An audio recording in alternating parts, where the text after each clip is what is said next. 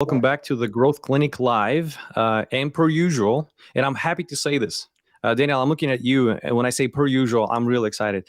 Per usual, I'm joined by my two wonderful friends and two wonderful human beings, Matt and Daniel, and we're going to be talking about a couple of really cool and exciting things today, right? Absolutely. So before we guys get started, I just want to do a little plug here for a couple of things. So one, if you guys haven't checked our website in a long while, well, you're in trouble. I'll find you. No, I'm just kidding. Go to the website. So Matt, if you want to flicker to the screen. Here we go. Yeah, there you go. Okay. So go to the growth.clinic. Very simple. You're watching Growth Clinic, so go to growth.clinic. And so on the main page, just scroll a little past the upper header.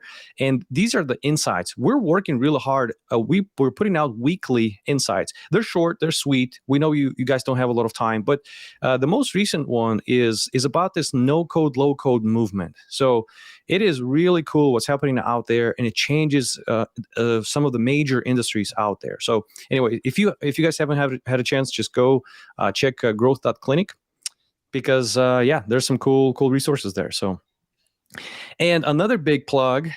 There you go. We're back. Another big plug is for Daniel's podcast. It's called Chasing Energy.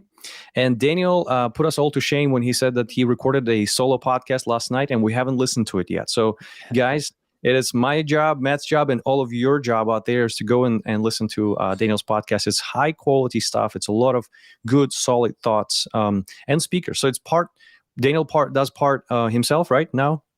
That's right. I do one guest and one solo podcast every week, and there's regardless of which one of those it is, it's either on mindset, training, or nutrition. Yeah, perfect.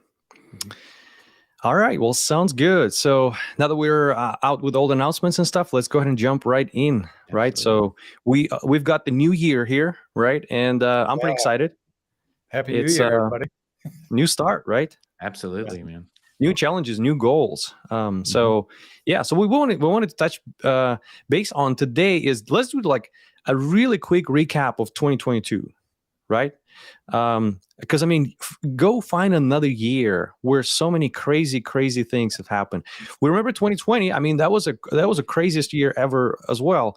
But it was essentially one event that kind of scaled to the larger than life proportions. But man, 2022 has been just rough. By the way, before we do this, how was your 2022, guys? How would you grade it? What would you guys grade it? My personal one would be a C minus. C minus. Yeah, this was. I'm very honest that was one of the roughest years I've had in many years on a personal level. Not so much professionally. My job was very normal. I had some injuries. I had a long-term relationship that ended right before January 1st, 2022. So it was kind of a retrenchment year where I had to rebuild myself emotionally and physically. Fortunately, not financially. That's part of the journey. In fact, the podcast, the solo cast I did last night was titled, "Don't Wish It Away, Embrace the Turbulence and Make Peace with the Discomfort." So my whole theme for the year was pretty much, I'm embracing the fact that I'm in the belly of the beast, because with the light at the end of the tunnel means nothing to you if you're not in a tunnel, right? It's just light. And as Zig Ziglar used to say, sunshine every day makes a desert. So 2022 was a year of rebuilding for me. I like that retrenchment. All right. It seems like across the board, a lot of people were just getting back up to speed post-COVID, right? Kind of retrenching in different. Yeah. And I got like full blown COVID the week of Christmas. That was how it ended. That's how 2022 ended, was with me losing my sense of taste and smell. So yeah. Well, guys, I'm glad you mentioned this, because I mean, it's true. Like, we're all hyped up here, right? We're all excited. Hey, this is another episode, but we're all people. I mean, at the end of the day, I mean, I know exactly what it is to have some issues and troubles in life and things like that. I mean, and maybe maybe us having them reminds us about good days, that good days are good days, right? So I Well, like that perspective. good days don't matter when everyone's a good day, right? I mean, Yeah. Yeah, yeah. That's like, yep. But and so that's why we're like Matt and I, we talk about this also quite a bit. Like, let's just be real sometimes. I mean, a growth clinic, it's all about growth mindset, right? And so growth mindset kind of embraces reality as much as possible. So I growth appreciate you sharing mindset, this. Notes. growth mindset is I'm taking on this. What am I going to develop as a consequence of taking on this challenge? It is not what am I going to make a grade on this challenge. It is how is it going to develop me into a better person? So that lines very much up with 2022. How am I going to be a better person in 2025 because of what I went through in 2022? Yeah, yeah, I love that. Anton, what's your grade? What's your grade? Quick one. Oh, my grade. I don't know. Like, I'm an extreme optimist. Even though, again, like the country where I grew up last year. Yeah. No, I hear. Yeah, the country where I grew up, I mean, just goes through hell and back right now. Not even back, just hell. Yeah. So I know too many people, and I know too many close friends out there, just relatives. My aunt is still there, and my mom just came basically to the States because she could. The city where she is, there's no water out there, and so people go. I mean, it's unbelievable. So, but even though, I mean, it's just I see dictatorships going down right now, right?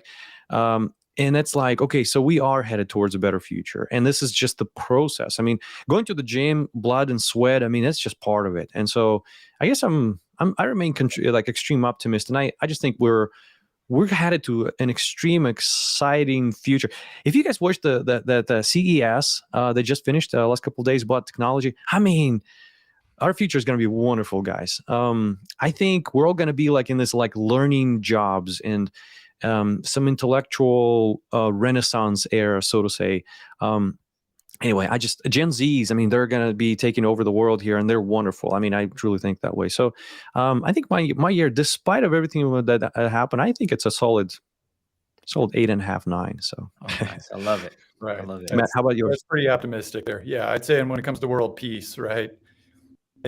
D- there, F, none of us would be around, I guess, here, but hopefully a turning point coming up this next year. But that those sight lines aren't in place yet there. So, well, I guess when it comes to, if you're talking about financials and the markets and everybody, right, we're looking at our 401ks. That's a pretty low score right there. But our investments.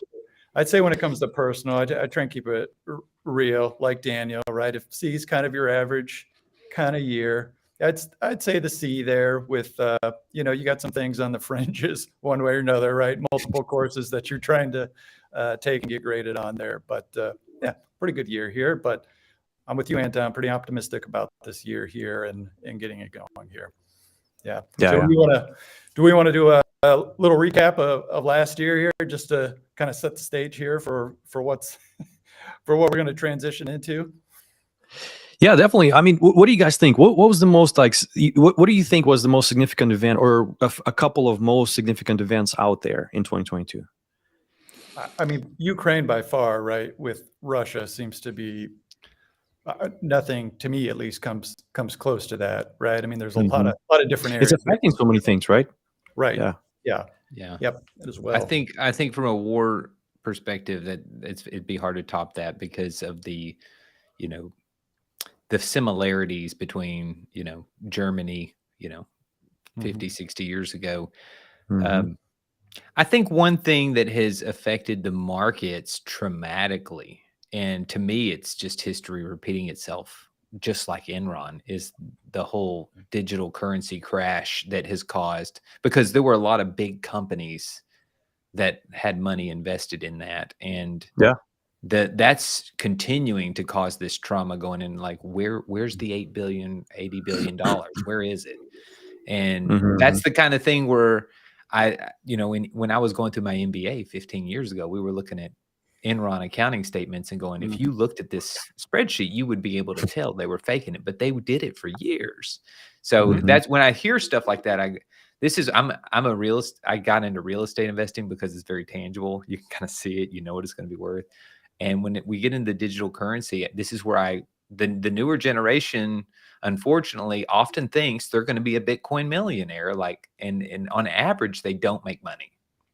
So Hmm. this is where it's a reality check of, hey, this stuff is still being worked out. It's not there. It can go away overnight. So I think that was a reality check for me of just how Google, Amazon, all these companies, this down effect of, a digital currency crash. Mhm, Just mhm. like so much extra cash out there, right? So much extra liquidity. And it seems like that might be a good thing. Hey, there's extra money to do things, but it seems like it just moves towards stupid things, right? Yeah. Versus practical kind of, let me think about that. Is that really going to be, money well spent? Mhm. And yeah, seeing some of that be pulled back, right? It's going back to the Fed, being taken off the market. I think that, what's exciting though is like there's other technologies, right, that are like coming on board that are very exciting, right? With OpenAI, we're seeing some signs of that right into the year with ChatGPT and other announcements. It's amazing. I just used it for my podcast last night. It's Yeah, amazing. yeah, biotechnology, a lot of things on the way, right? So it feels a little different than other recessions in the past for some of us that have a few more years there, that it's not everything that feels like it's been down, right? You're seeing the job cuts and the tech companies, right? And kind of making its way down, but not really unexpected, right? Most companies kind of But do unemployment is still pretty low, right? So there's lots of companies that are looking to hire, and there's lots of companies that are high tech, fintech, right? what is Yeah. it, 10 million jobs that are still open here? That's the problem, right? With If the Fed is like there if is you listen way to too many Mike jobs. Rowe, Mike Rowe will argue that we're in a labor shortage is what we're in, but Right. it Yeah. just depends who Mhm. you're listening to. Yeah. Yep. Yep. Well, time will tell Anything else here. you guys think of as far as last year? I wrote a couple of things here. For some reason, I go into politics, and not because I'm I don't know, too interested in it or something, but it's affecting too many things. I think of Britain also, like a little bit about Europe here, right? So Britain has gone through major kind of changes, right? Boris Johnson is out. Um, first Indian heritage prime minister is in, right, which is cool. It kind of sets a precedent for many other countries out there. Queens, is no longer here. Major shift in politics and things like that. So then, speaking about politics, continue. President Xi, right, in China, got reelected for the third term, which I don't think he was supposed to, but anyway, he's there. He's going to stick Third around a and little longer. probably fifth, sixth, and seventh, right? As it's set up now. So yeah, very, very Yeah. interesting politically, right? And a lot of tension, right, in the world with Hmm. between the US, China.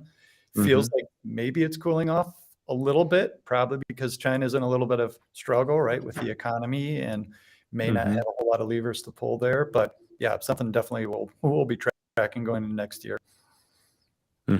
Yeah, we know all about the protests all over the world. We just heard about the Brazil, right? The elections there, they just kind of got shifted different direction. Iran, right? Where you guys remember that lady? She was arrested, right? She got killed by police. Lots of people came out and they said, "Hey, this is the last straw that broke the camel's back." And so let's talk about women's rights and things like that. And then the Iranian government I mean, they're ruthless. So they killed protesters and just yeah, it's going. When we think, like our country is going through or Europe is going through some hell and back, it's can be worse, so, right? But yeah, let's see what else do I have here. Midterm elections here. So speaking about politics, that's a big. Well, I guess not that big, right? But it's just majority. We have a different majority now in the House. So that's that's going to affect the policies. Inflation. Elon Musk takes over Twitter. Uh, who knows what that's gonna where that's gonna take us, right? And the last piece here I had, I don't know, to maybe like ended on the optimistic note here is world population crossed 8 billion. Not long ago, if I'm not mistaken, like I just remember it was like, oh, 7.2. Like we just added 800 million in whatever time span that, yeah, I'm thinking here. So, That's what's interesting yeah. though, is that the world, right, has added that numbers, but the US, right, has remained pretty flat-ish, right, as far as Hmm. population growth. So that's kind of interesting, right, where that population is filling in a little bit more. What are Hmm. going to be the struggles in the US there, right? Because you're used to more people kind of coming online to fill jobs, but they're they're not there, right? They're exiting the market, they're retiring early. Not as easy to get into the US, right, as it used to be there. So, yeah, you know, Anton, I think on a lot of this too, kind of the common theme to me at least seems to be people seem to be very frustrated with the extremes and kind of pushing back on that, right? I mean, Ukraine was obviously extreme, right? With, we would say, right, with Russia coming in, but the response from the world, right, has been pretty strong. And Elon Musk taking over Twitter, right? A lot of people upset, but it's like, well, both sides are kind of unhappy. Hopefully it kind of returns to you know, a trustable type of platform, a fair, let's say, platform out there. It just seems like, yeah, like we were talking about, it's kind of seems like this kind of rebuilding, retooling type of year. For me, I feel like going into next year, it's going to be much more about people coming together to create things, to build things, right? Versus bored at home, COVID lockdown, just taking shots at each other. It feels like we're all exhausted from that, and let's get back to like doing great things because it's such an incredible future, right? If you can see past the horizon a little bit here, if the world can just make it another 20 years or so, I think there's going to be some pretty amazing things on the horizon. Yeah, definitely. I agree. Yeah. Well, guys, so yeah, what do you think 2023 has in hold for us? What do you think it's going to look like? We know there's lots of kind of systemic risks that are built into it, right? What are you guys expecting? What are you guys' expectations around 2023? What do you think, Daniel? Any predictions? I can jump in real quick there. You know, we talked about it before here as far as, and this sounds kind of a little geeky, right? Going back to some of the financials and that overlook, but I think inflation is going to be pretty sticky going into next year. The Fed's trying to bring it down. You know, the market seemed to be pretty happy about it coming down, but you look at the last 2 years, inflation up across the board is up about, 14%. You go to the grocery store and it's up significantly more than that, right? You go to get a dozen eggs and there's different reasons behind this, but it's just, it all seems to be there. It all seems to be sticking. And I think companies are going to continue to try and stay ahead of it, which just drive prices higher. The labor market's tight. They need to fill the jobs. That just keeps driving it higher. So I think inflation, we're going to be excited about it kind of coming back down a bit going into next year, but I think it's going to hold pat there. And the Fed's going to be kind of in an awkward position there. Do they keep the interest rates higher? Do they pull back? Who knows? Sometimes there's just a big event, right, that comes along that completely changes, the dynamics of this. But I think that's one thing that's going to be, from a business standpoint, kind of hanging over our heads there going into next year. Yeah, I think when you talk about the grocery store, I think that's one of the number one areas that lower middle class is going to get hit hard. When I go to the grocery store, I can tell which items have gone up and how much they've gone up. And the first thing I think of, especially when I take my children out to eat or something, which I don't go out to eat often, is I think to myself, how do people who make like $55,000, $58,000 a year for their family, how are they getting by with all these changes in the last 2 years? I mean, your money is worth 10% less than it was. I mean, I'm saying that if you didn't factor in inflation, but when you go to the grocery store, you're getting 10% less food than you would have 2 years ago, and for the same amount of money, right?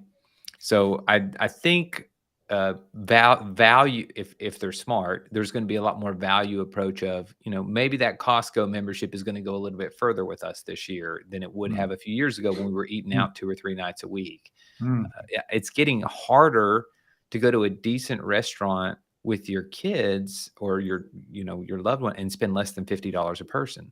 It's getting very difficult to do that, especially if you have a glass of wine or a beer or something like that. So I'm seeing more, when I think of how inflation is hitting home, that is one of the number one things I look at, is that particular aspect of day to day. How much is it costing? The fuel prices, they've been pretty flat and, whatever. I'm in the logistics industry, and I can tell you that the price of diesel determines everything about how much truckers' livelihood is affected. I went to a conference in Texas this year and was educated by how much diesel prices affect the employment of owner-operator drivers, because if you're working for a big company as a driver, you don't really care about the price of gas.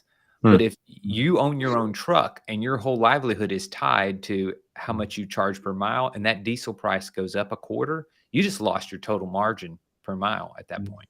Interesting.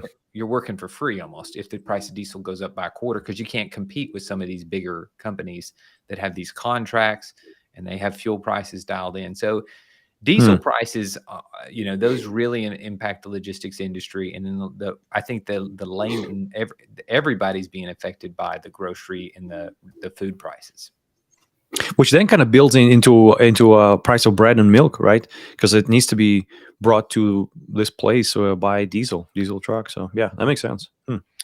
I was building a warehouse when the Ukraine war started, and our lumber was overnight went to triple the price, and it hit us hard. I mean, the roof repair we were doing went from budgeting to $4,000 to $12,000, pretty much. So.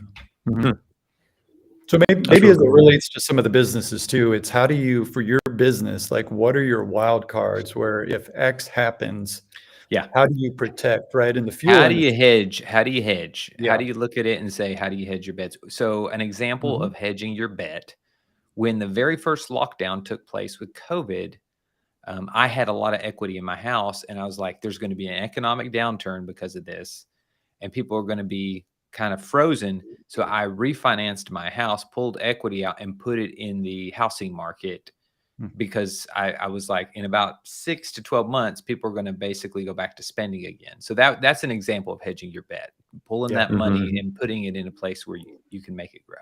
Yeah. I know, which makes you think like you probably want to think ahead of where the market is, right? Because I always talk to my friend who's a trader, and he's like, when the market goes up, it's too late. Like when it's down, when everyone's like crying, when everyone's like being in this pessimistic mood, it's like that's when you buy. That's you are the for sure. I mean, right now, Amazon. I haven't checked in the last couple of weeks, but Amazon and Google were super low bargain prices, and of course, everybody's too scared to buy it because of all this whole digital. But that's an example of where you need to be aggressive. Now, you need to be aggressive if you know the value of those stocks. I'm not just saying go out and buy a bunch of blue caps because they're down for a day. You need to know that this is a stock that has, like a Microsoft or Google or Amazon, they're going to come back. So those are things where people are just paranoid, they're frozen. And if you want to be a person of action and you've got the money on the cash on the side, the liquidity to make it happen, 2-3 years from now, you can be pretty happy with some of these investments. So you got to remember, even though we talk about 2022, especially stock-wise being a total, kind of a crap show, that just means there's great opportunities if you're willing to do the legwork and do the research. Everyone I'm talking to, they're like, okay, it's gonna drop just a little more, and then I'll invest. Yeah. And it happened to me in I forgot when 2010, when the market kind of dropped significantly. And no, that was later. But anyway, and I was like, just a little more, and then I was like, and the market just kind of shut up. And it's like, okay, never mind. You cannot you cannot time the market. I'm thinking about 2023, guys. Is I always kind of go back to that study that they've done, and they've asked small businesses, what are your 3 biggest problems? And small businesses said, basically across the board, it was the same answer almost. It was customer acquisition. It is hard to acquire a customer, right? Especially in this day and age where TV industrial complex is no longer there, right? You can't just pay $1 million and just get be the first one on the shelf. There are lots and lots of smaller brands out there. How do we figure out to be on the shelf, right? Amongst it's very highly competitive shelf space, so to say, these days. So customer acquisition has always been a problem, right? I think the solution to that, though, Anton, maybe not in and of itself, is what you're seeing if you open Instagram and stuff like that is people are being more creative with their ads, and they're filming these ads with their phone, and they're just having to sit down. I think what's changed is when you have these, the dry cleaner on the corner and stuff like that, they're not used to having to be creative about how they acquire a customer. They're used to basically going to a station and saying, hey, you run this ad twice, you put it in the newspaper, then we get a couple customers. They're not used to saying, we got to say what is different about our dry cleaner and then come up with some clever way to put a video on Reels. That's for the older generation. That's how do we handle that? So that's sort of the knowledge gap that they're going to have to bridge to stay competitive. Yeah, definitely. And we hear at the Growth Clinic always talk about the that it's a method, right? So it's a strategic exercise. You got to create your customer journey map. You got to stick to it. I've got a post right here that says create a strategy. Wow the customer, right, Anton? Wow them. Yeah. Well, but that's a step one, right? You got to keep the customer. You want to make sure that that same person comes back. I have a poster here. It says create a strategy, have courage to follow it, and make changes when needed. So that's kind of going back to that. So anyway, customer acquisition has always been a struggle, especially so right now. So it's going to continue being this way in 2023, right? The question, the problem number two that the small businesses pointed out, and they said, okay, number two, it is hard to find qualified employees, right? Workforce, contractors. So that's gonna, like, we know how COVID affected that, right? And it's still a problem. So I'm expecting it's gonna remain an issue, a big issue where medical industry, for example, struggles big time.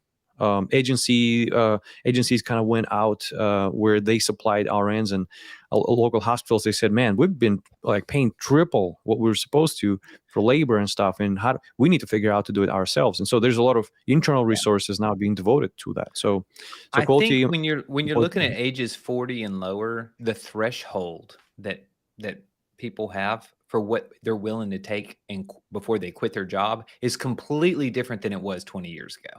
20 years ago, my boss could have come in and said, if you don't do this, this, and this, you're fired.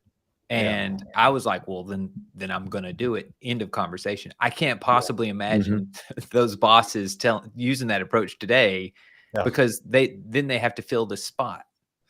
Yep. And Gen Zs are like, hey, if you're creating that kind of work environment for me, I'll go make less money. Again, studies. I'll go make less money. Yeah. But I want to be excited to come to work. And so, I'll move back in with my parents and be happy and make half as much. Yeah. And then problem number three that small businesses said was a major problem for them. So again, customer acquisition, right? Quality employees, and then capital. And then us looking at where we are as far as interest rate environment. I mean, capital is drying out big time for startups, big time, right? And for larger organizations, for small size, larger organizations, banks are just, I mean, you'll see higher interest rates, and those rates, I mean, they chew through your margin big time. You no longer you thought of, at some point you could get a 4% loan and get some sort of a project going that would make you 8%. Right. ROI. So you've got your difference there, but now it's 6, 7, 8. Well, how in the world? So we got to be a little more creative as far as our business models. I was really shocked, and no offense to Dave Ramsey, but I was really shocked at how many people had 3.5% interest on their house, and they're like, I made an extra 10 grand in the last 6 months, and I'm putting it down on my house, and I'm like, you can't come up with another investment that makes 3.5%. You're basically looking at the cost of inflation to own this house. Are you kidding me? But that's what I mean. You got to be willing to do the legwork. And you don't have to do legwork to pay. I mean, outside of doing the work itself, but you don't have to do that to pay off the principal on your house. But at 3.5%, are you kidding me? Don't pay. That's why I said I refied my house when it got to that. I was like, it doesn't make any sense. If I can make 10%, 15% sometimes with my money, I'm going to do that, not pay off my house. It's all where you redeploy it to, right? Like, are you going to reinvest it, or are you just going to blow it on another big screen TV or another vacation, or how about cash flow, right? Creating positive cash flow at the end of the day. Yeah, long-term investment.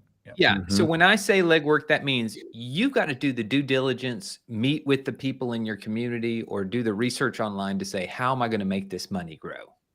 So it's not just a matter of saying, well, I'm just going to turn around and throw it into Bitcoin. Okay, well, I don't think that's a strategy. It may or may not work, but it's not a strategy, right? Yeah. It's good. Definitely. Anything else, Matt? You want to kind of tap this off? Where were you talking about here? Are we still in Well, I guess we're enjoying this conversation sometimes a little too much. It's one of Daniel's tangents. No, it's good. It's good. No, seriously, it's super insightful too. Every time I get together with you guys, but just going back real quick to where in your business is that potential pain point? How do you hedge against it? It's so critical because small businesses in the CPG world and food world right now are getting crushed because ingredients, right? Some niche ingredients that they used to get to make some different type of granola bar or something. Some of those costs, one person reported the cost went up 6,000%, right? There's not alternatives necessarily that you can just jump over to, especially when the supply chain is so disrupted and ingredients from around the world being disrupted. So Daniel pointed out, cost of lumber, right? That shot up, it shot back down. So if you're in construction, might be a good time. I was looking at that, and it's pretty much back to the prices that were steady in 2018 or so. Yeah. There's ways that you can create, some defense there. If prices do go back up, you're locked in at a little bit lower price there. So what's more important to you? Is it to lock in where you're at, or is it to, do you have to roll the dice? But man, ingredients, when it comes to food companies, it's just been all over the board. That's not unique to food companies here too. No. 2 years ago, it was the chips in the trucks where they have these lots full of, trucks that are worth 80 grand and they're worthless without that chip. Yeah. We went through about a 10-year spell in food where inflation was basically flat. So any type of increases in materials were kind of offset by additional efficiencies, right? You've got machinery that's cranking it out faster, right, with the same amount of people. So it's been so interesting when it's just like, it's just like a puzzle piece that was kind of in place, and all of a sudden it just got, somebody kicked it right and the pieces went all over, putting it back together. But like you guys were saying, that's where the opportunity comes in, because we were all used to paying X amount for a dozen eggs. Yeah. Right. Like that was the price. I'm not like, you got to be stupid if you're paying more or less or whatever. That was the price. Now everything's uncapped. Right. And there are those with, right, the wealth that has gone up, and why not have an option for them to, right, an upgrade or a premium. Yeah. And for others, like you said, Daniel, there's that value focus as well too.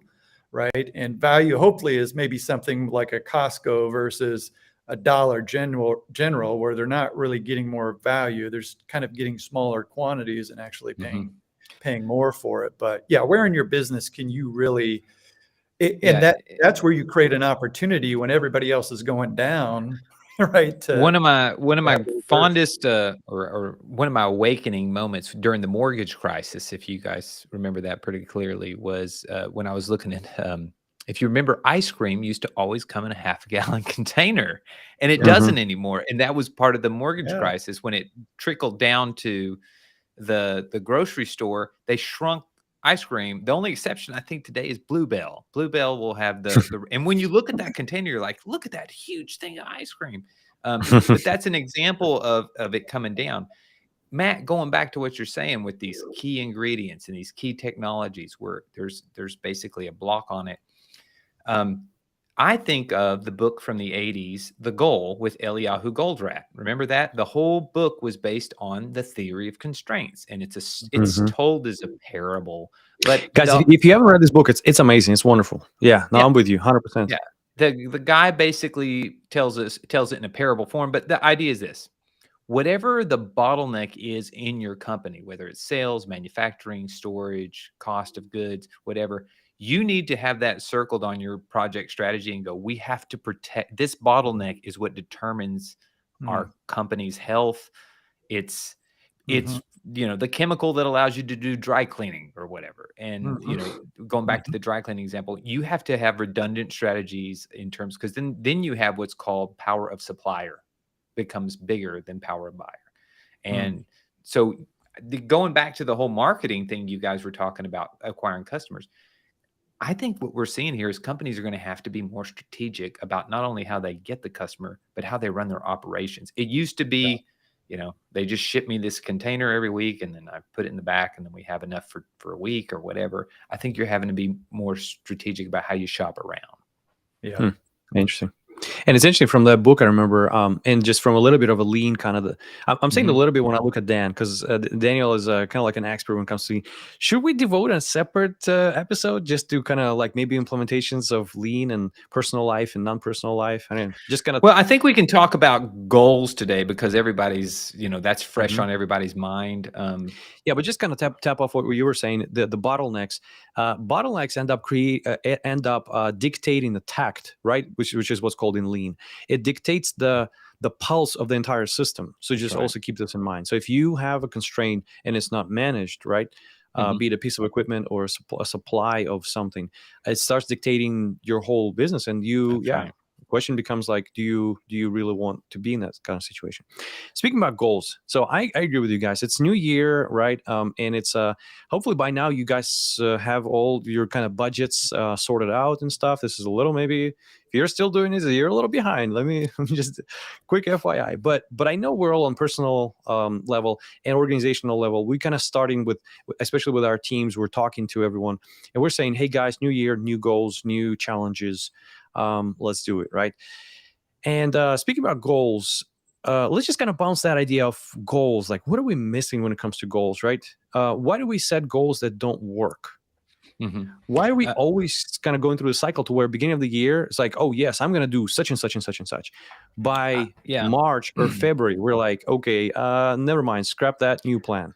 Yeah. So I think when it comes to goals, first of all, I think goals are a little overrated as terms of, is the end worth the means? I think they were really big in previous years. And what I see too often is that people don't know why it's a goal. They just think, oh, that would be something that I could post to my social media. It would be so cool if I achieved that goal of whatever, the marathon or losing 50 pounds or getting that fancy car. Those are the kind of things where I say, if you don't know why this goal will make you a better person, you really shouldn't do it. In fact, if anything, what you should do is find a way to fall in love with the process of becoming a better person. And now you can identify what's going to make you a better person, whether it's a little more money or a little more health or a little more volunteering, whatever the case. But the process of pursuing that goal is what should make you a better person. The example that James Clear nails in his book Atomic Habits, which I highly recommend, is he talks about when you have reward yourself, it should be in alignment with the person you want to become. Which is why I cannot stand when these health people are trying to get healthier and they go, I spun for an hour and a half today, so I went out for ice cream. I'm like, yeah, but that's completely in disalignment from what you're trying to accomplish. If you want ice cream, get ice cream. Right there. Right? Yeah, but the whole point is some part of you is saying, I endured this punishment, so now I get this reward. And what are you associating with? You're basically saying the pursuit of health is a punishment. Well, it's only a matter of time, right? So one of the things that you kind of threw to me, Anton, before this was how does personal goals feed our professional lives, right? And the first thing I thought of was your personal goals and your professional life. Be careful how you allocate your willpower, because if you have a bunch of personal goals you're pursuing and your company or your job role is in growth mode, you're going to be pulled in two different directions. So I always look at that and go, where you got, when you start every day, you've got a bucket with willpower and it almost never goes up during the day. It only goes down, which is why they have that statement, nothing good happens after 9 o'clock at night. When you think of all the scandals and all that, it's because people's willpower is all tapped out by the time they get to late at night and they do something stupid. So keep in mind, I was telling my son the other day, you should never rely on willpower in order for you to achieve your goal. You should design the process of achieving that goal to where it's really not that hard. If you're trying to become learn how to play guitar, put it in front of the TV and put the remote upstairs in your bedroom. Okay. It's a lot easier just Yeah, well, I'm downstairs, the guitar's right here. I'm just going to strum a few chords. If the remote's there and your guitar's upstairs, good luck, because the convenience factor is going to feed. So that's what I mean by, when you think about what you want to accomplish this year, you should design it to where it's almost intuitive, to where you might as well do it. Here's another example. Pack your clothes for work and put them in the car the night before, and have your gym clothes by your bed. By pure laziness, you're like, well, now I don't have to pack my work clothes because they're already in the car. I These love are right that, man. here. I love that. Seriously. It's great. Yeah. So that, pre-making your meals on Sundays is another good example. You don't have to think about it. If you think, oh, I'll get up in the morning and I'll pack myself a healthy lunch, you're relying on willpower that you're going to get up early enough and have the discipline to pack this meal, as opposed to having it done and ahead of time and ready to go. Well, that's why we talked about habits, remember, last time. So if you guys have missed that part, it was the three of us, and we talked about habits and how important habits are. And that's where Daniel shared a whole lot more about these kind of techniques and tricks, how to kind of get yourself up to speed with developing healthier habits. Yeah. Oh, I love that, man. Mm-hmm. Well, It's good to have. yeah. Well, the way that these make you a better person is that when you establish consistency in your routines in your personal life, you're a better person professionally, because you consistently put the work in, you're consistently growing. I'm not a big fan of, shoot for the moon goals on short timelines. I think there's probably a time and place for them, but on the whole, I just think they're a recipe for burnout in your personal and professional life. Mm. Yeah. Yeah, how'd you say it? Me personally, I love goals. And sometimes I find myself, maybe I'm driven by goals. See, there are two types of people, basically, based on what I'm realizing. There are process people, and there are outcomes people, right? And every time I meet somebody new, I'm trying to, kind of become friends with, I'm like, I need to get to know you a little bit more. Like, who are you? Like, are you a process person? And I've noticed that a lot of highly motivated people out there are process people. They just love the process. And they want to get up, they want to go, because it's just, that's the only thing they can imagine themselves doing right now. Well, I think there's the beauty. The beauty of the goal is having that timeline, right? To where you say, no, I didn't. I told myself I would learn to play that piece on guitar by February 1st or whatever. The timeline is very helpful. I'm simply stating, having the goal and thinking, just because you have the goal, everything will fall into place. I'll just rely on hardcore willpower to get it done. That doesn't work that way. 100%. And then the fundamental thing being, I know, going back to Simon Sinek, start with why. You need to know why that goal is going to make you a better person, and that you're not doing it for some superfluous reason or to impress some other person, because when things get hard, you'll be quick to drop it if you don't have that core value. And this is assuming it's actually a reasonable goal. Yeah. So. Makes sense. I find myself in a situation where, again, I'm very much kind of goals person. If I don't have a plan, if I don't know what I'm shooting for, I have no idea. Like, I don't enjoy the process of many things that I'm doing. I just kind of simply have to do it. But the outcome, oh my goodness, like, I'm celebrating. That's my oxygen. I want to wake up again tomorrow and just kind of, I take a cold shower every day. I take a cold shower every day. It never gets more fun. It never gets more fun. But I always get out and I go, oh, I'm so glad I did that. I'm invigorated. I'm ready to go. Yeah. But guys, let me throw just a couple of this one idea that I thought of kind of sharing with you guys and the rest of the folks that are listening to us right now is I'm a big fan of Lean, Six Sigma, Kaizen kind of methods. Every time I talk to Daniel doesn't want to talk to me about it because that's his daily thing. Again, I'm getting up to speed on all these concepts, so that's why maybe I'm excited. And he's not, but man, Daniel's I'm excited. No, okay, good, well, awesome, I love it, yeah. Because your employer is listening right now. No, I'm just kidding. Yeah. Daniel, he's a VP of innovation at one of the local companies here. So I would love to pick your brain. I keep talking to you about this, but I would love to pick your brain just on all kinds of like practical things of lean and things like that. One piece that I wanted to share with you guys today was Kaizen approach. So I made a couple of notes here. Again, let's keep it very simple, very kind of high level. Yeah. But let's also bring it to our personal lives, right? So, what's Kaizen method? Kaizen method is, and again, Daniel, correct me if I'm wrong, but it's an approach. It's a Japanese kind of system, right? Concept of kind continuous improvement, right? That basically involves the entire company, all of the members of the family, organization, circle of friends and stuff. It focuses on small improvements. And that's the part I enjoy and love. That's where you can create that outcome excitement into a process excitement, because you can break up the large process, large goal into a small, manageable, easy to accomplish tasks. And all of a sudden, if this is how you guys get excited, because that's me.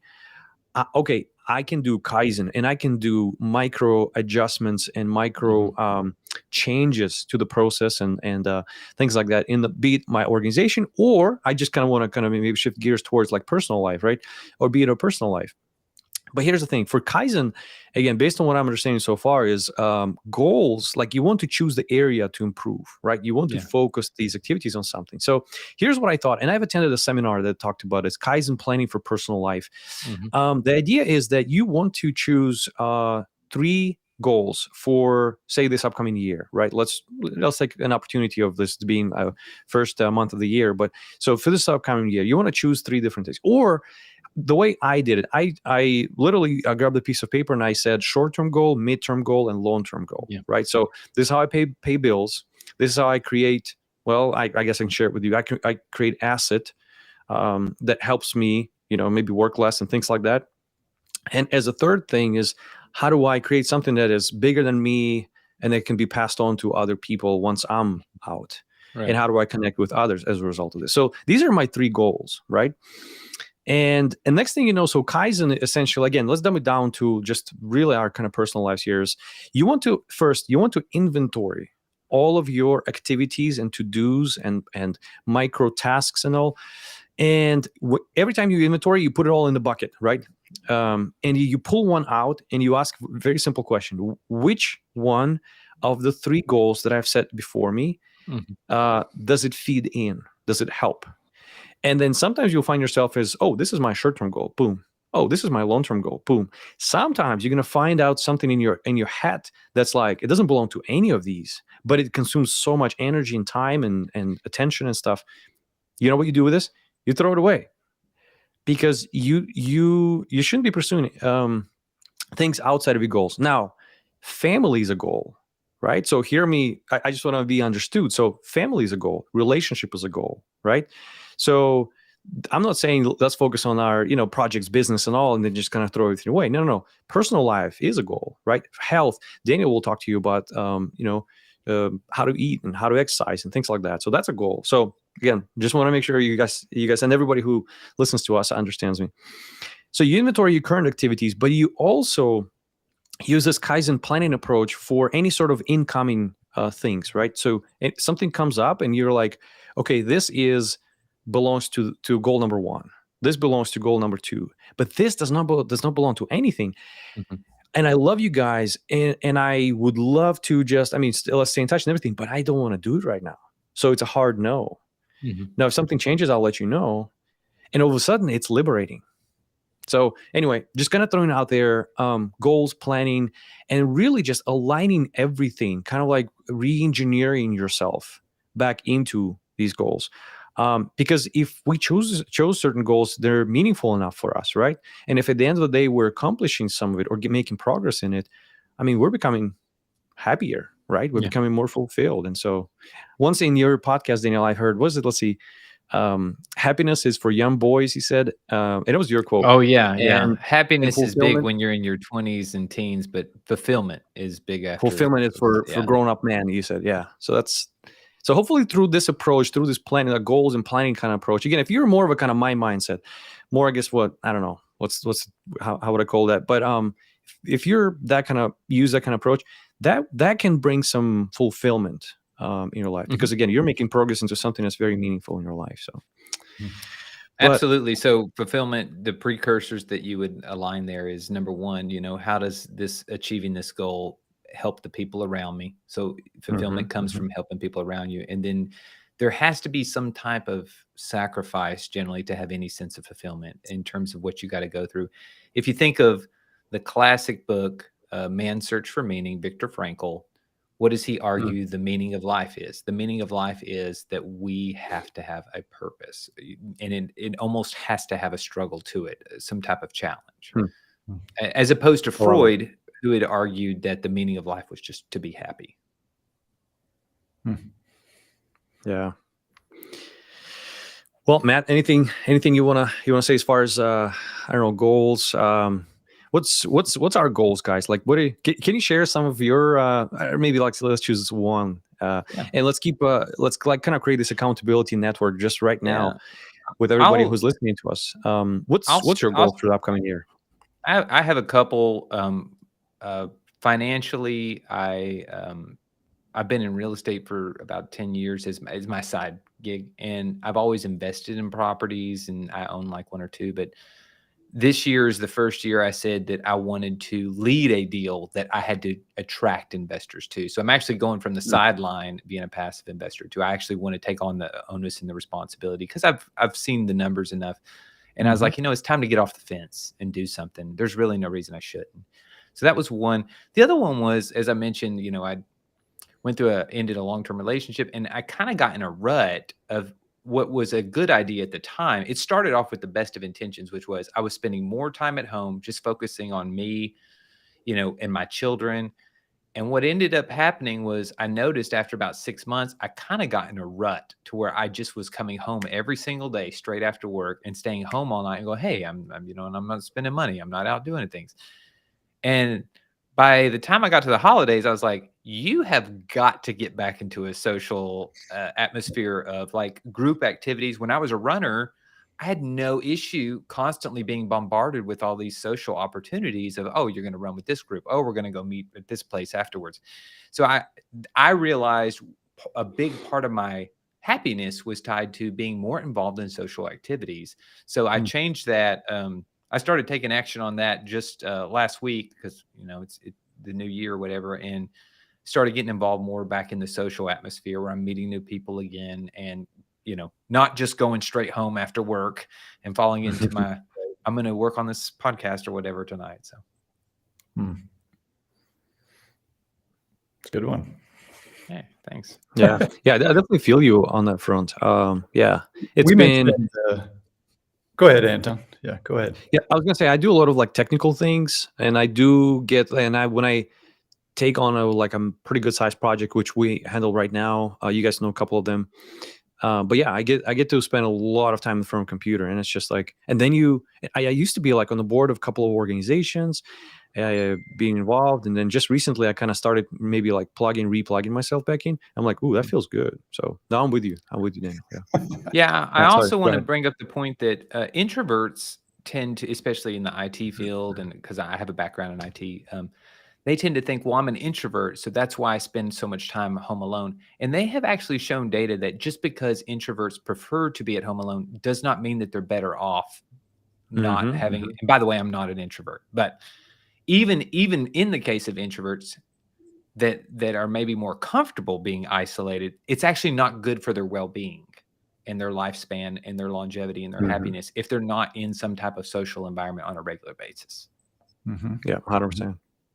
Matt, I know we keep interrupting you here, so. No, that's all right. I know we've talked about creating content kind of as a personal goal, and you see a lot of folks out there, January 1st, LinkedIn just bombarded with their grandiose whatever that they're going to be doing for the year, their business, or how wonderful they are. But it could be a podcast, it could be a lot of websites, different things that we get into and do. But creating content can mean a whole lot of things. It can be creating photography. It can be it can be building a treehouse with your neighbor, right? It's creating something. It's creating some content that people actually use in some form there. So that's just kind of a personal goal, because I think it forces you, right, to focus your mind, right? When you're creating something and putting it out there, right? So not just create something, but you're going to create something that's actually going to go